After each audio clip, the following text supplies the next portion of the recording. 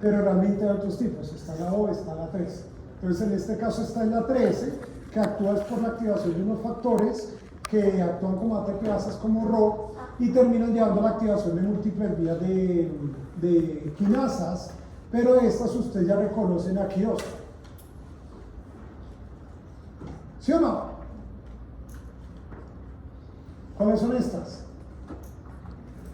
¿Dónde las habían visto antes? Contracción, músculo liso. Esta es quinasa de las cadenas ligeras de miosina y estas son las cadenas ligeras de miosina. Entonces, esto es lo que lleva al cambio de la morfología plaquetaria que ocurre durante el proceso de agregación. Acá tenemos este otro receptor. Entonces, esto también tiene otro receptor adicional que señaliza, también es un receptor acoplado a proteína G, pero señaliza por cuál proteína G. Una GQ. Entonces, en las GQ, ¿qué es lo que van a hacer? Esta vía ya usted la abre. Lo primero es, porque esta sí se las puedo preguntar por diferentes razones. Esta no la he conocido tanto. Pero esta aparece en múltiples vías de señalización, en todo lo que sea GQ. ¿Y qué es lo que hace primero? Activación de fosfolipasa. ¿Por qué es importante que sea C? Porque hay otros tipos. ¿Como cuál? La A, ¿qué hace? Ácido araquidónico. Es la vía de la formación de prostaglandinas. Entonces aquí tengo la C, que es la vía de señalización por calcio. Y la fosfolipasa C lo que ayuda es a tomar también fosfolípidos de membrana, pero en deformar ácido araquidónico lo que hace es producir inositol trifosfato y así glicerol. El inositol trifosfato estimula la liberación de calcio y de reservorios en el citoplasma. Ese calcio va a actuar en MLSK, es la vía que ustedes ya conocen, pero hay otras vías relacionadas con calcio, pues aquí con el mismo daño. Y aquí está la vía del ADP, que en este caso sí funciona por un GI. Y en este caso lo que hace es que inhibe la activación de la anilciclasa para disminuir los niveles de ATP cíclico. ¿Por qué esto es importante? Porque al final acá ustedes tienen este otro diagrama, pero acá está, no sé si simplificado, pero es ligeramente diferente, donde lo que les muestra es que este AMP cíclico lo que actúa es por diversas vías relacionadas con proteína quinasa A, que lo que hace es inhibir los procesos relacionados con señalización de calcio. Uno de esos procesos importantes es esta flecha que está acá, y lo que hace es que se exporte el calcio. Entonces, al exportar el calcio, disminuye el calcio intracitoplasmático que activa los procesos que acabamos de ver de la plaqueta. Si no hay calcio, pues no va a haber activación plaquetaria. ¿Claro? ¿Más o menos? Entonces, por eso este diagrama me gustó un poquito más. Acá, por ejemplo, ustedes sí pueden ver la fosfolipasa 2. Y acá entonces ven la conversión de ácido araquidónico, prostaglandina G2 primero, luego PGH2, tromboxano y activación de sus receptores. De todas maneras, y yo les dije en la clase anterior, estos casi no los preguntamos, porque casi no se usan. Bien, pero pues es importante que por lo menos sepan que existen en caso que en algún momento pues los vean en alguna parte. Entonces, en los libros como en Golan, les lo nombran el dipiriamol, que es un inhibidor de la fosfodiesterasa. Al inhibir la fosfodiesterasa, aumenta los niveles de AMP cíclico y por lo tanto pues va a participar en este proceso acá, que es inhibición de la señalización por calcio. Sin embargo, el efecto es muy bajo. Tenemos uno que es un poquito más específico, en este caso para la fosfodiesterasa de tipo 3, de hecho la 3A, y en este caso es el silostazol. Y el silostazol es un poco más eficiente como inhibidor, pero no se usa poco. Y principalmente tiene estudios es en población asiática. En Estados Unidos se usa muy poco también. ¿Claros? Pues ahí ya quedo tranquilo porque les voy a revisar toda la vía de señalización. Ya vimos acá la vía de coagulación, todo esto ya lo tratamos. Vimos funciones de la trombina, vimos heparinas. ¿Alguna pregunta de heparinas? Creo que llegamos hasta la anterior. Entonces vimos qué es lo que hacen las heparinas. No son una persona. Entonces aumenta la actividad de la antitrombina 3 y la antitrombina 3 va a ser una proteasa que degrada múltiples factores de coagulación. Y esto ocurre en la superficie de la plaqueta. Dependiendo del largo de esas cadenas de heparina, va a facilitar que la antitrombina 3 actúe en múltiples factores de coagulación, especialmente si la cadena es larga, pero si la cadena es corta, entonces va a ser mucho más específico para la acción de la trombina. Las heparinas entonces en general pueden funcionar de dos maneras. Uno es limitar la formación como profiláctico, porque entonces disminuye que hayan tantos factores de coagulación disponibles para activar un coágulo. Entonces se pueden utilizar en personas que tienen un alto riesgo de generar trombos por alguna patología, como después de algunos tipos de cirugía ortopédica. Si a una persona le hacen un reemplazo de rodilla, un reemplazo de cadera, ¿qué pasa con el movimiento de esa persona? Va a estar bastante limitado. Ahora, los protocolos ahorita es coloquen analgésicos algunas veces bastante efectivos, incluso en algunos casos opioides, para que la persona se mueva rápidamente. Pero de todas maneras la persona tiene una fractura, ¿bien? Que se le hicieron ustedes para poder reemplazar una articulación.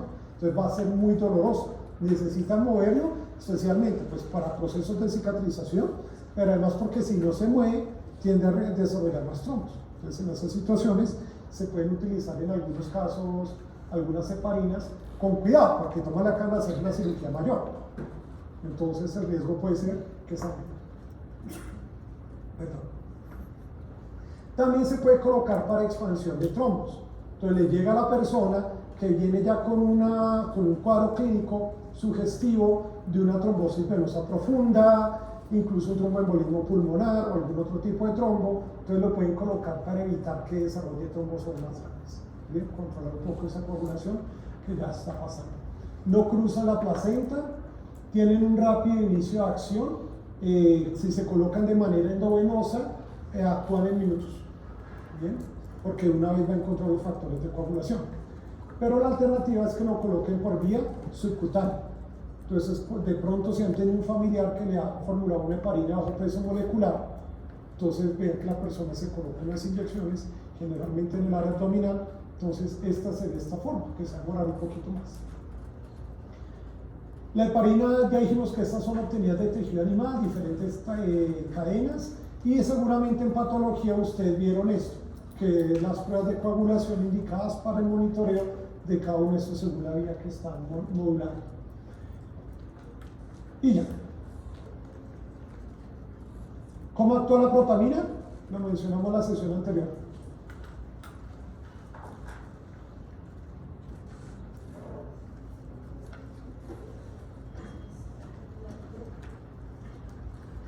¿Cómo?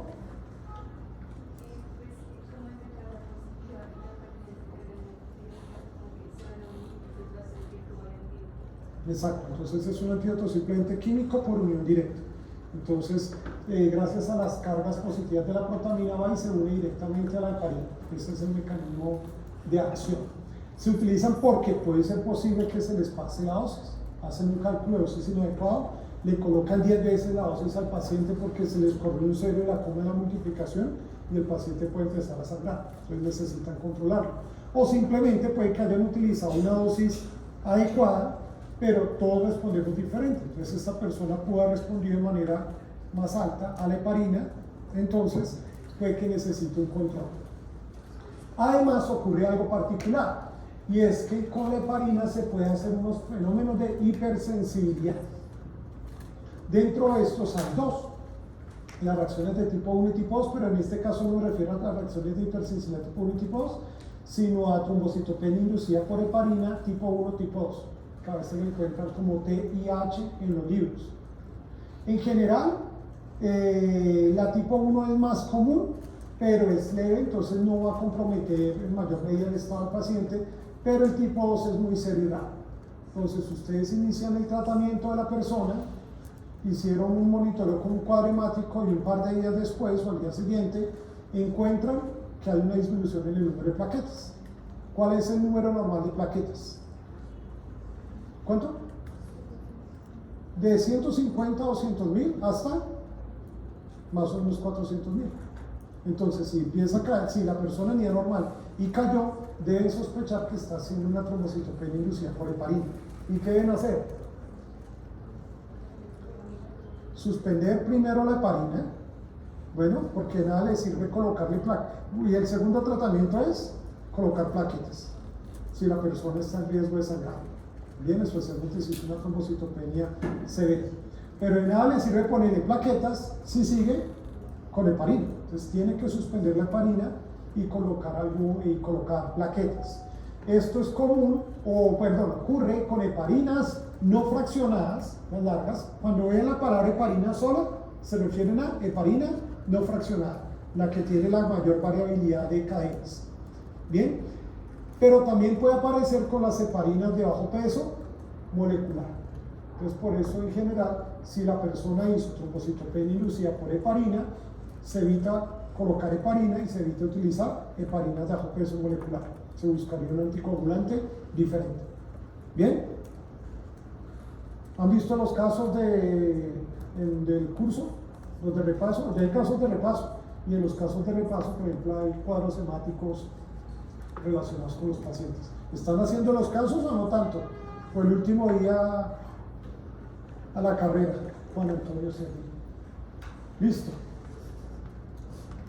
Vimos ya entonces que son derivados de la sanguijuela, que hablamos de la virina.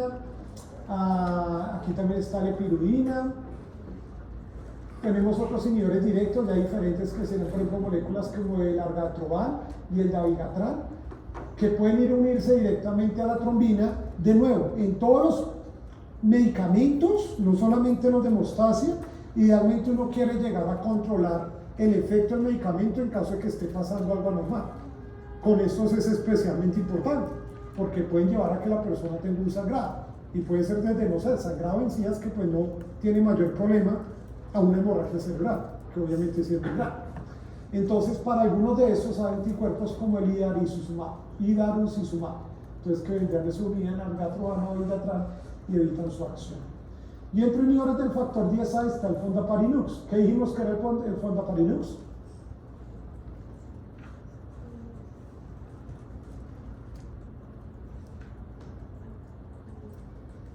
¿Qué dice? ¿Qué era? ¿Cómo? Pues sí, pero pentasacárido, ¿a qué se parece? O a la heparina. Entonces es la unidad básica de las cadenas de heparina. Simplemente toma los 5 residuos más importantes. Y es lo clave para activar la antitrombina 3, pero es mucho más específico para factor 10. Aparte de esto, tenemos otros inhibidores del factor 10, como rivaroxaban, apixaban, edoxaban, que pueden ser utilizados en situaciones de riesgo de trombosis. La mayor parte de estos fueron producidos en los últimos 15 años, 20 años prácticamente, bien, o por lo menos lanzados al mercado. Entonces, cuando yo estudié la clase hubiera terminado la diapositiva anterior. De hecho, varios como el argatroban hubieran sido mencionados. Ahí uno utilizaba esencialmente heparinas de bajo peso molecular, había fondaparinux, warfarina. Eso era principalmente el arsenal que uno tenía en ese momento. Ya ahorita ustedes afortunadamente tienen más medicamentos que pueden darse el lujo de aprender en farmacología. Todos estos dijimos que todos los que tengan el XA son inhibidores del factor XA, que sería el 10A. Todos son sustratos de glicoproteína P. Entonces, moléculas que aumenten la expresión de glicoproteína P pueden disminuir la absorción del fármaco y afectar su efectividad. Y tienen un antídoto que es el andexanet alfa, que actúa como señal. Entonces tiene residuos del factor 10 simplemente para ir y unirse a la molécula que ustedes le están colocando. Y finalmente llegamos a uno muy importante, que es la warfarina. Para esto entonces debemos entender los factores dependientes de vitamina K, que son 4 principales. Estos son los factores procoagulantes dependientes de vitamina K. Entonces, ¿cuáles se deben aprender? Principalmente el 2 y el 7. ¿Bien? Porque ya si se aprenden eso, los otros son fáciles. Porque 2 más 7 es igual a 9. Y la ñapa en Colombia, ¿no pedí ñapa? ¿No han pedido nunca ñapa en la plaza? ¿O sus mamás no han visto que no, pero que me arde más? Entonces, ese es el más, entonces el 10. ¿Listo? Entonces 2 más 7 igual a 9 más 1, 10. Como se dan cuenta, participan en varios puntos de la cascada. Entonces, aquí tenemos el factor 9, en la vía extrínseca tenemos el factor 7, luego ambos entonces participan aquí para 10 activado, y por último tenemos la trombina, que sería el 2.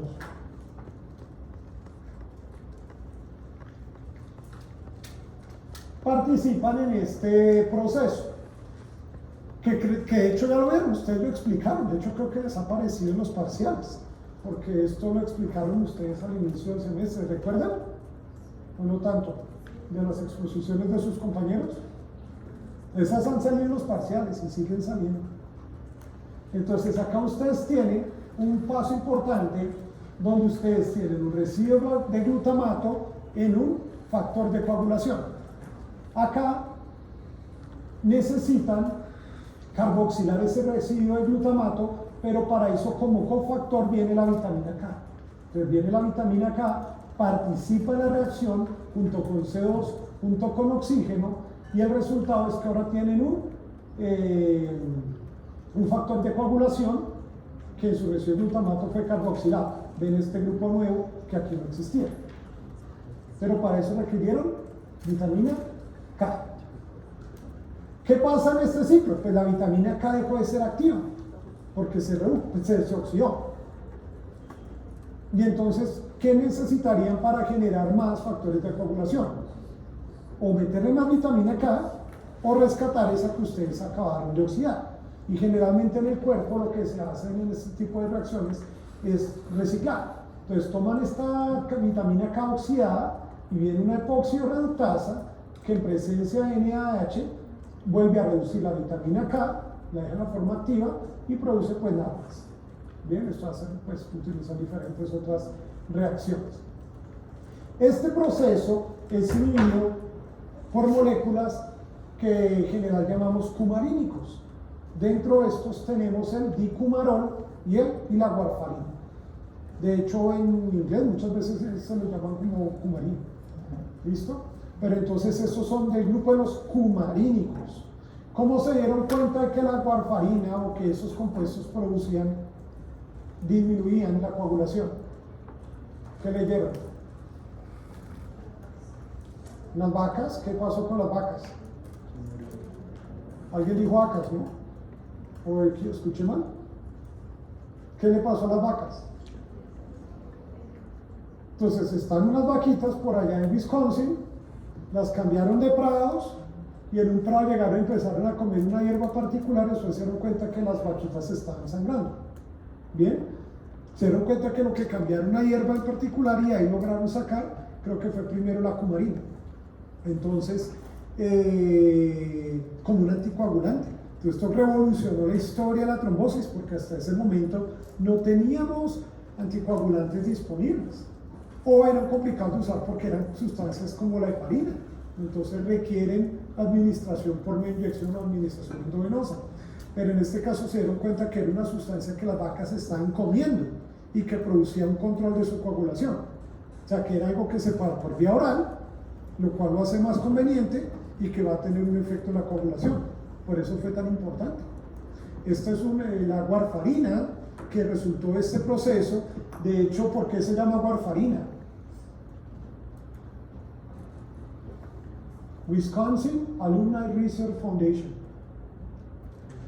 ¿Por qué se llama así? Porque esto fue tan grande que esto financió la Asociación de Exalumnos de la Universidad de Wisconsin, y hasta el día de hoy es una de las cosas que más dinero le lleva a la Universidad de Wisconsin para que sus estudiantes no tengan que pagar matrículas, ¿no? Simplemente por el impacto que tuvo. ¿Entienden la historia? Por eso se formó una fundación, eso financia investigación. Listo. Ya. También es usado como raticida.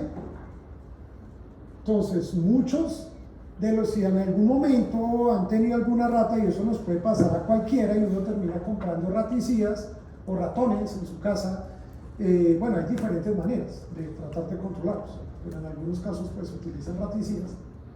Entonces, la mayor parte de estos tienen compuestos como warfarina. Entonces lo que están haciendo es que el animal no pueda coagular, eventualmente tiene una hemorragia y fallece. Bien, eso es lo que esencialmente está haciendo. Hay otros tipos de raticidas, no todos son warfarina. En algunos casos son venenos que el animal lleva en sus heces que hay, puede contaminar su colonia y hacer que otros animales en la misma colonia terminen de morir. Pero entonces el uso es más para el animalito. Pero se debe usar con mucho cuidado porque han visto raticidas, que son como unas tableticas alargaditas de colores. Entonces, ¿qué pasa si por ahí pasa un bebé o un niño chiquito? Puede pensar que es un dulce y se las come. Bien, me pasó alguna vez, yo estaba en un banco, no a mí, pero estaba con mi hijo cuando era un bebé y está en el banco, me descuido un segundito y lo vi por allá buscando como unas cositas de colores detrás de una batera en el banco. Desafortunadamente no se la comió, pero puede pasar en cualquier momento. Por eso les cuento la historia, porque no tiene que ser algo loco que solo en la casa cuando esté llena de raticida puede pasar en muchos otros lugares. Por eso ustedes ven que en lugares ya como los Andes también por bienestar animal no se utilizan ya tanto de ese tipo de sustancias sino trampas físicas, pero no que matan, no son de las que despichan al animal, sino son de esas que lo capturan y cuando usted se da cuenta pues simplemente, pero no, el animal entra pero no puede salir, simplemente incluso puede haber comida en el interior de la trampa para que no se muera. Entonces ya cuando usted lo encuentra pues simplemente coge la trampa y la abre, pero en un lugar diferente. ¿Bien? Pero para que sepan por qué esto les puede pasar, un niño que les llegue porque se comió raticida. ¿Cuál es el antídoto? Vitamina K. Bien, estar pendiente de la coagulación de todas maneras. Entonces tienen que hacer pruebas de coagulación como INR y vitamina K. Bien, si es necesario puede que tengan que utilizar plasma fresco congelado, o sea, si la persona llega sangrando, necesitan pues, mientras actúa la vitamina K, eso es formar nuevos factores de coagulación, pero eso va a pasar en horas, prácticamente un día va a tomar para que usted renueve factores de coagulación. Pero si la persona viene sangrando, es como, espérate, mañana ya te pasa. Pues toca controlar, en ese caso sería plasma fresco, congelado, porque le está colocando directamente los factores de coagulación disponibles. ¿Bien? ¿Preguntas? El INR, ¿qué es el INR? ¿Qué aprendieron en patología? Es el índice internacional normalizado. ¿Cuál es? Lo colocan así porque dependiendo de las pruebas de laboratorio no es como que sea el mismo valor, puede cambiar un poquito de acuerdo a los reactivos que tiene el laboratorio. Entonces lo normalizan de acuerdo a una razón particular. Y en general, más o menos, digamos que una coagulación normal como la que seguramente tenemos todos los que estamos acá es alrededor de 1,5 INR. Cuando usted coloca un anticoagulante como warfarina, usted generalmente busca que el INR sube entre 1,5 2,5, en algunos casos cercano al 3, pero generalmente lo que espera es que sea cercano a 2,5. De ahí para allá, generalmente hablamos de que la persona está sobre anticoagulada y que tiene riesgo de hacer alguna hemorragia por alguna razón. Ahora, recuerden también que la warfarina tiene muchas interacciones con fármacos, especialmente aquellos que cambian el metabolismo del CYP450. Entonces, un amigo, de hecho acaban de publicar un artículo relacionado con un inhibidor de la guanilil ciclasa soluble. ¿Qué hace la guanilil ciclasa? Un activador, perdón, es un inhibidor, es un activador de la guanilil ciclasa. Desde que pasa de GNP a GNP cíclico. ¿Listo? Entonces ayuda para patología vascular. Uno de estos medicamentos se llama atagaciwat.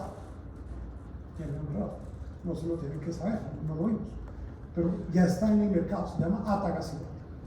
Y resulta que el atagaciwat tiene un alto, es un inductor de la CYP, perdón, es un inhibidor de la CYP450.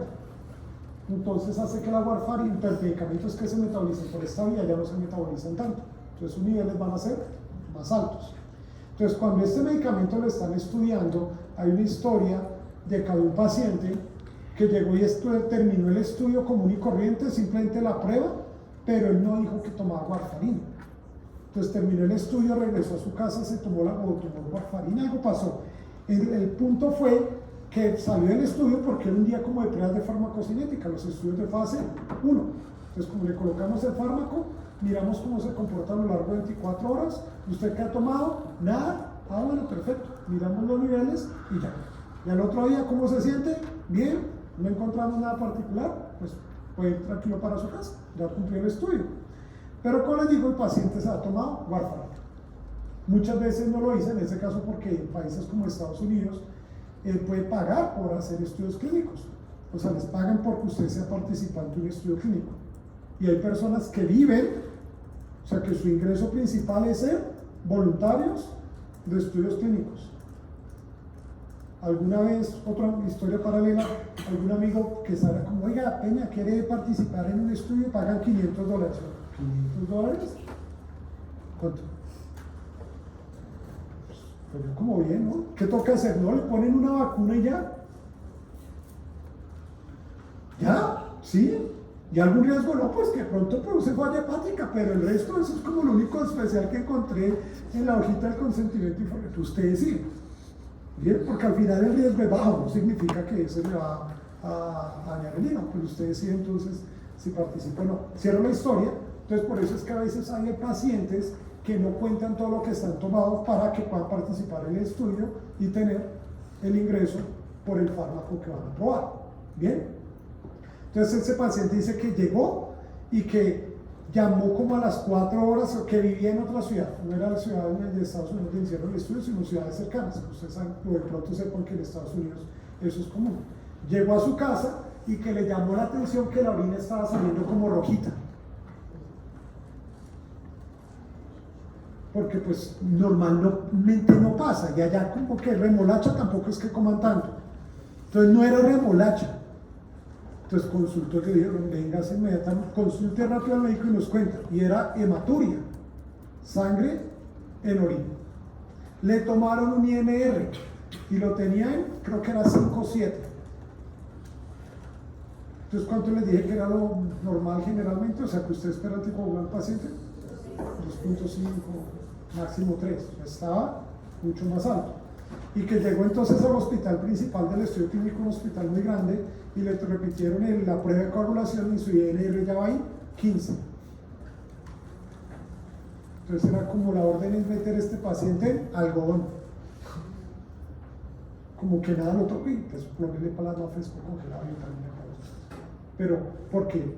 Con un INR de 15 la persona estornuda y puede tener un derrame cerebral, una ACV hemorrágica, simplemente por un movimiento intenso.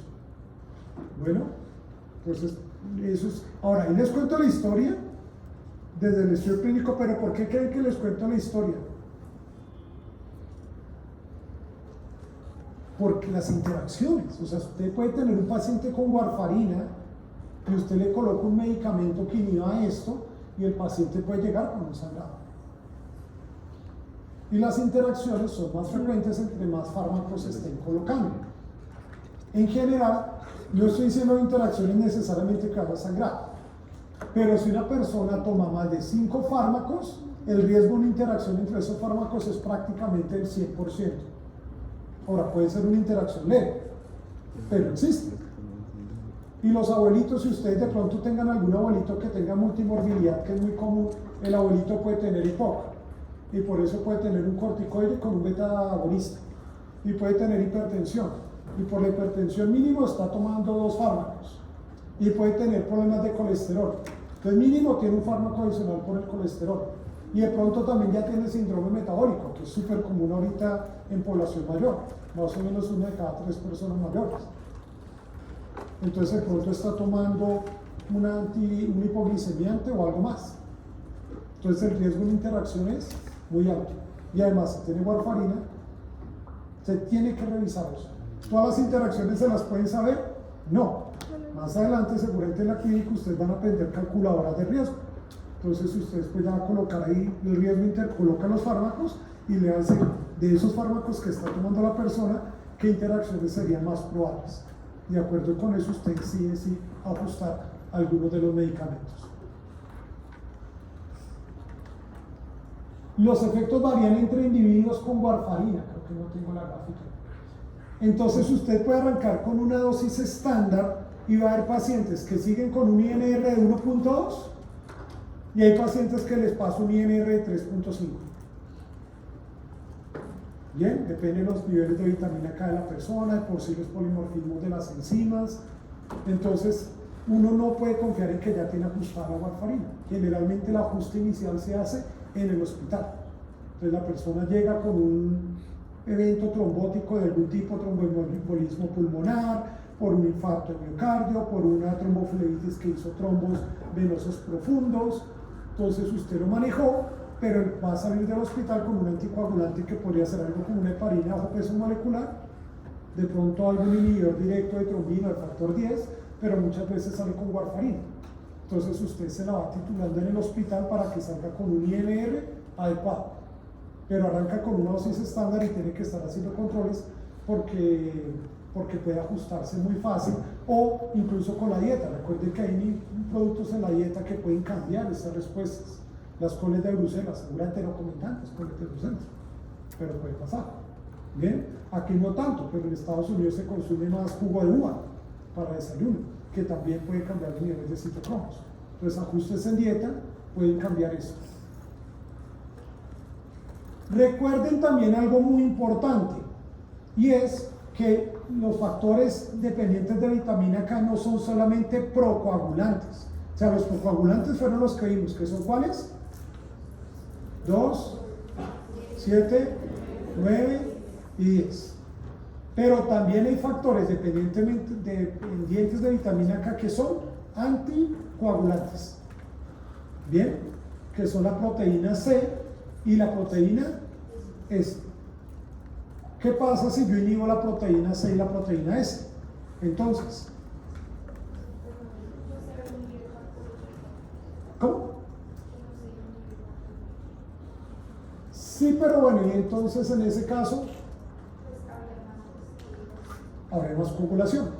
Entonces aumento el riesgo de una trombosis, que es paradójico, ¿no? Uno dice, pero no le estoy poniendo esto para que no me para anticoagular, pero me está diciendo que ahora lo que me aumenta es el riesgo de trombosis, y sí. Y ocurre principalmente al inicio del tratamiento, porque entonces depende de las vías medias de los factores. Las proteínas C y S tienen vía media de alrededor de 6 a 8 horas, 6-10 horas. Los otros factores de coagulación tienen vías medias superiores a 10 horas. Entonces, cuando yo bloqueo el metabolismo de la vitamina K con la warfarina, los factores van a quedar circulando. Lo que ya se produjo quedó en la sangre.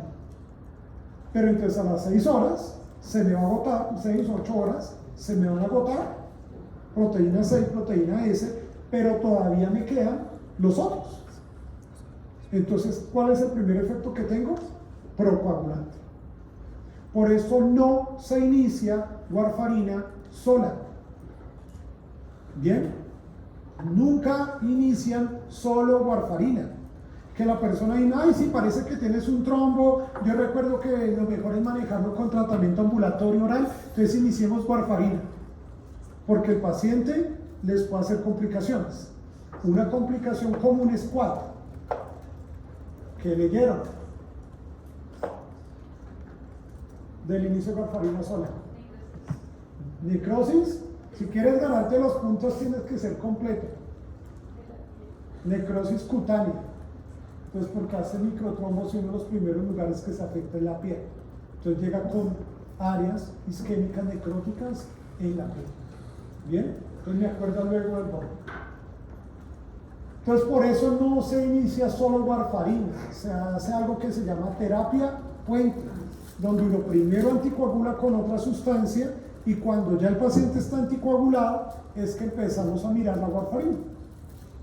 Bien, entonces generalmente la persona primero recibe algo como una heparina o heparinas de bajo peso molecular para asegurar que ya su riesgo de formación de trombos es bajo y ahí ustedes inician la warfarina. ¿Claros? Su uso está prohibido en el embarazo, pasa el hígado pasa a la placenta, perdón, y va a afectar proteínas de coagulación en el feto, puede llevar hemorragias en el feto, pero también alteración de otras moléculas que dependen de procesos similares, donde la vitamina K es importante. Y listo. ¿Hasta aquí preguntas? Ahora vemos el proceso contrario, que es la fibrinolisis. Entonces, puede que en algún momento ya el coágulo se formó y si usted le coloca warfarina, heparina, argatroban, apixaban, ¿va a diluir el coágulo? No, ese coágulo ya se formó, porque ese coágulo entonces es un enredo ahí de eritrocitos con plaquetas y una red de fibrina. En ninguna parte dice acá que aquí actúe la heparina. Entonces ya lo que se formó, se formó. Usted puede prevenir la expansión del coágulo en situaciones como una tromboflebitis. Usted ya sabe que tiene un coágulo, lo anticoagula, no porque esa heparina va a diluir el coágulo que ya se formó, es para evitar que ese coágulo se siga estirando, porque cercano al coágulo pues hay activación de factores de coagulación. Pero si uno necesita romper el coágulo, entonces tiene que utilizar un grupo de sustancias diferentes. Si es algo como una trombosis venosa profunda, ¿hay urgencia de romper el coágulo? No. Molesta. Es cosméticamente y duele. Bien, puede comprometer algunas cosas. Existe un riesgo de que ese coágulo migre al pulmón, pero no necesariamente por eso significa que hay que disolver ese coágulo. ¿Claros? Porque en general los mecanismos, si usted logra controlar la coagulación, el cuerpo se va a encargar de controlar eso. Pero se va a demorar un par de días, no va a ser rápido. Porque tomas estos también, todos los fármacos tienen efectos secundarios. Bien, entonces utilizamos estos cuando necesitamos proteger un órgano crítico, donde el riesgo, donde el beneficio supera el posible riesgo. Entonces en ese caso es corazón, cerebro o pulmón. Entonces cuando tenemos un infarto del corazón, cuando tenemos una isquemia cerebral, un ACV isquémico por un trombo, o cuando tenemos un tromboembolismo pulmonar masivo. ¿Bien? Porque ¿qué pasa si tengo un tromboembolismo pulmonar masivo? Baila, ¿no? O sea, pues cómo llega la sangre al pulmón y se oxigena, ¿no? Eso es como importante. O sea, se murió. ¿Entienden eso? Infarto del corazón, miocardio, igual. ACV isquémico, igual. Entonces, por eso es que en esos casos sí tenemos que actuar. Entonces, en ese caso, se pueden colocar este tipo de sustancias por vía endovenosa. Hay dos tipos grandes de sustancia. La primera, digamos, y las que más utilizamos, es esta, es activador del plasminógeno tisular. Esto lo libera el endotelio. Esta es una de las razones por las que un coágulo no se extiende. Porque si el endotelio está sano y no hay activación de moléculas, el endotelio intacto libera activador del plasminógeno tisular. Y el activador del plasminógeno tisular, como su nombre lo dice, activa el plasminógeno. Entonces convierte el plasminógeno en plasmina. Y la plasmina degrada la red de fibrina. Entonces hace que ese coágulo se disuelva. ¿Bien? Por eso es que el coágulo no se extiende. Porque ese endotelio sanito se mantiene el coágulo que se está formando ahí a raya. Porque en ese lugar va a haber formación de plasmina. Entonces, ¿qué es lo que podemos tener nosotros como sustancias? Activadores exógenos del plasminógeno. Entonces, esencialmente lo que tenemos es la misma proteína humana, pero recombinante. Y esto vamos a hablar en un momentico, que les voy a hablar hoy de medicamentos biológicos. Entonces, en este caso, lo que tenemos es la misma molécula que nosotros producimos, simplemente que la producimos en el laboratorio y la administramos por vía endovenosa. Entonces, por eso ustedes van a encontrar que este tipo de sustancias las llaman casi siempre, o les colocan un nombre como RTPA. Ese sería el nombre genérico. Y se le vamos a poner RTPA a la persona. Recombinant Tissue Plasminogen Activator. ¿Listo? Y incluso en español uno lo menciona así. Vamos a poner RTPA. Hay una alternativa que es la streptokinasa. Y ustedes que tienen hoy parcial de micro, ¿no se los hacen acumulativos? No, pero si no repasan. Entonces, ¿no les puedo preguntar hoy eso? ¿Qué hace la streptokinasa? ¿Qué produce la streptokinasa? Vamos, eso lo vieron hace, ¿cuánto? 10 semanas. El estreptococo beta hemolítico del grupo A. ¿Listo? Y otros. Entonces, estreptococos que producen hemolicinas. ¿Oyeron eso? Y hemo, sangre, licinas, rompe. ¿No les suena parecido? Estas son las hemolicinas. Pues bueno, las hemolicinas pueden ser múltiples moléculas, pero una es esta, la streptokinasa, que esencialmente hace lo mismo. Va y promueve la formación de plasmina a partir del plasminógeno. ¿Bien? Ahora, ¿cuál es la limitación? Les decía, tiene un riesgo. Es que todos estamos formando coágulos. ¿Les ha sangrado alguna vez las encías lavándose los dientes? Que les sangre de vez en cuando, no hay tanto lío. Que les sangre de manera frecuente, puede tener un problema de enfermedad periodontal u otros. Pero seguramente a todos en algún momento nos sangró un poquito una encía, o nos hicimos muy duro, y ahí entonces ¿qué se formó? O sea, ¿quedamos todo el día sangrando? No, al ratico ya coaguló en minutos. Entonces, ¿qué pasa si a esa persona yo le coloco esto? Esto simplemente va por toda la circulación. Y donde encuentre plasminógeno, pum, pum, pum, lo va rompiendo. Hay plasmina y la plasmina donde encuentre fibrina, rompe el coágulo. Entonces, en ese caso, digamos, la persona podría volver a empezar a sangrar de sus encías. Pero bueno, ese no es tan complicado, le ponemos un algodón o una gasa algo a presión y ahí va a controlar. Pero ¿y qué pasa si a esa persona le hicieron alguna cirugía reciente? Va a ser hemorragia. Entonces no sé, en la herida quirúrgica y en todos los tejidos que haya cortado. ¿Claros? Entonces, por eso, este tipo de medicamentos están contraindicados en circunstancias donde hay una cirugía menos reciente, dependiendo del tipo de cirugía, porque pues ahí uno mira, pues ya va a sangrar la encía.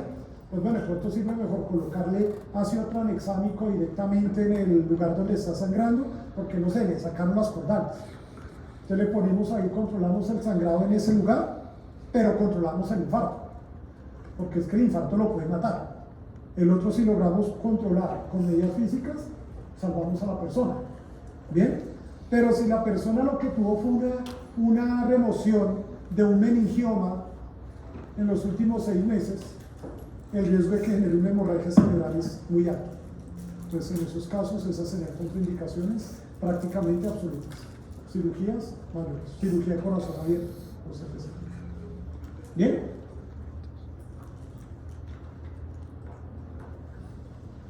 Entonces aquí está la streptokinasa, es deriva de estreptococo beta hemolítico, pero entonces tiene un problema, y es que la streptokinasa no es una molécula endógena, es una proteína exógena, es una proteína de la bacteria.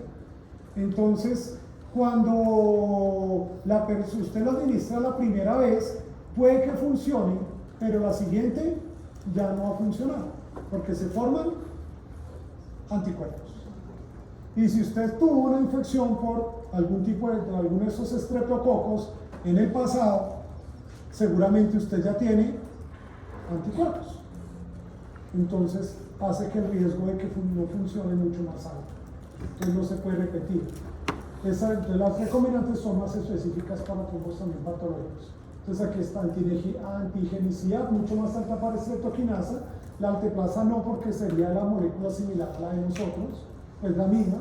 Especificidad por fibrina es mucho más alto para la alteplasa, para el RTPA, y la vía media es más larga para la estreptokinasa, pero tiene más efectos secundarios.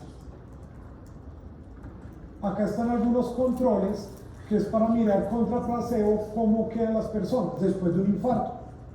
Entonces, en este caso, ustedes ven que la persona que recibió RTPA, en general hay más personas en este grupo que tienen mínima discapacidad o no discapacidad. Esto es lo que usted está buscando, que el tejido recupere más rápidamente. Moderada también disminuye, discapacidad severa disminuye, y mortalidad es ligeramente menor. Y con esto terminamos. ¿Preguntas? ¿Todo claro? Ay, no coloqué toda la diapositiva. No les coloqué la diapositiva a la tarea. Bueno, entonces aquí 2 anuncios rápidos. La primera, hay muchos que no van tan bien en el curso. No sé si se habían dado cuenta. Y llama la atención, el promedio de ustedes es el menor, creo que el de los últimos 5 años de la historia del curso. ¿Listo? Ahora, no significa que sea muchísimo menor, solo es menor. ¿Bien? Pero generalmente para este momento del curso, la mayor parte de personas están por encima de un 60% en parciales acumulados. Ustedes no. Bien, y cada uno pues sabe su promedio.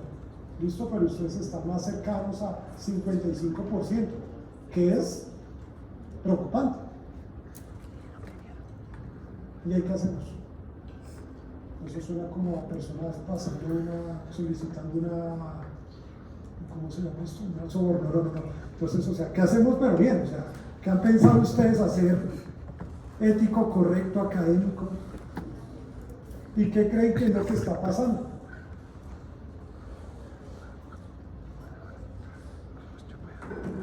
Mientras lo van pensando, entonces voy dando 2 anuncios. El primero, hay una par de personas que me mandaron excusas por el último parcial, entonces no todos tienen el mismo horario, el parcial supletorio entonces lo voy a hacer en el tiempo de la clase la próxima semana. Entonces hay unos que van a estar acá en su clase normal, las personas del supletorio van a ser citadas en el horario de la clase, en el laboratorio de fármaco, y van a hacer el supletorio. Bien, de esa manera pues no hay excusa que tengo otra clase, simplemente entonces todo lo van a hacer en ese momento. ¿Claros? Me escriben 3 o 4 personas, no recuerdo bien. Entonces igual yo les mando la información por correo, pero para que sepamos. Pero volvemos a ustedes. Entonces, ayer estaba hablando con una persona de ustedes que nos escribía, o que le escribía pues porque también está preocupada por su rendimiento, pero pues al final son problemas relativamente comunes. Entonces, cuando he tenido reuniones con algunos de ustedes que han solicitado algún tipo de mentoría para mirar los exámenes más allá de lo que hacen, ¿les han escuchado más? ¿Sí? Más allá de lo que revisan con los monitores, uno nota varias cosas. Uno, y todas las personas que se han reunido conmigo saben que hago lo mismo. Entonces yo siempre arranco por mirar los parciales de prerequisitos. Y empiezo a mirar todas las preguntas en general. Los problemas son súper comunes, por eso es que va a tomar ahorita 15 minutos para tratar de hacer mentoría. Algunos quedan súper bien, entonces se pueden desconectar por 5 minutos si quieren, pero no, si van súper bien es porque pueden llegar a ser profes, entonces aprendan de educación. ¿Listo? Pero entonces, prerequisitos. Su promedio, por ejemplo, en el parcial de prerequisitos es alrededor del 50%. Y cuando uno mira la distribución, no es ni siquiera una distribución normal así, que tampoco es tan normal. ¿Me han visto algo de esto en epidemiología? ¿O no? ¿Han visto distribuciones? Sino que la distribución de ustedes es como así.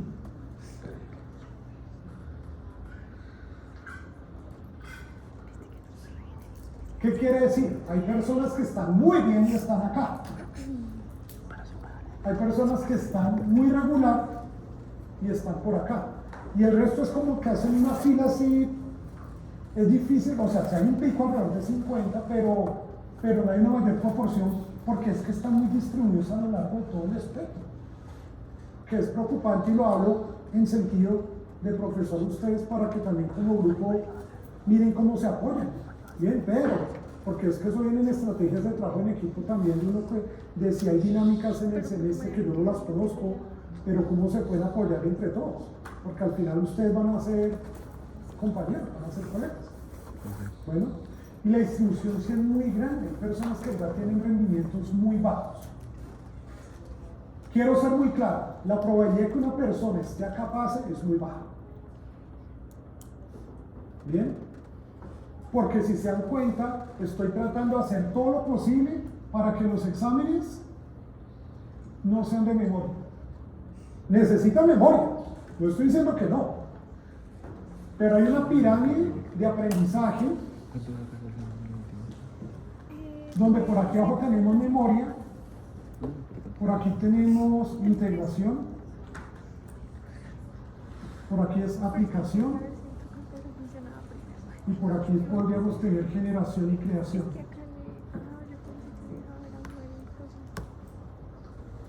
Y lo que se espera un profesional en cualquier área es que usted vaya progresando en sus habilidades, pues a lo largo que va pasando por cursos y por la carrera. Bien, no necesariamente usted va a llegar acá. Acá. Que usted quiere ser